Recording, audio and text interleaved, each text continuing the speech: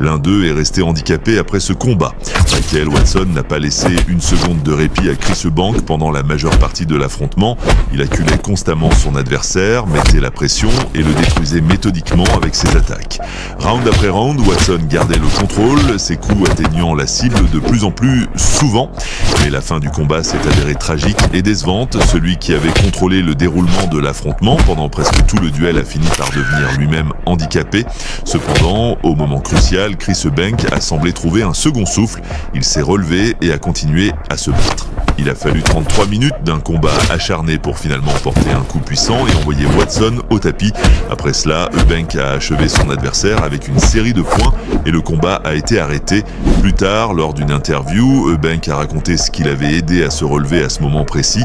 Il a déclaré qu'il lui avait soudainement traversé l'esprit qu'il avait oublié d'éteindre la cuisinière à gaz chez lui.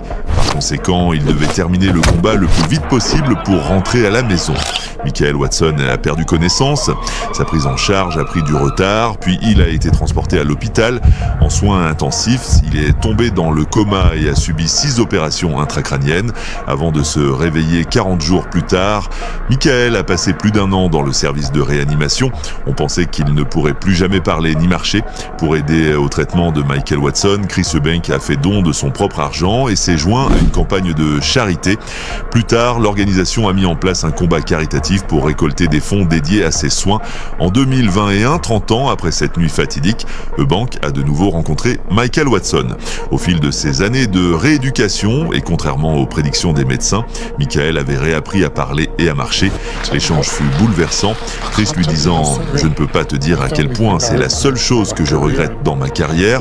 Vraiment, oui ».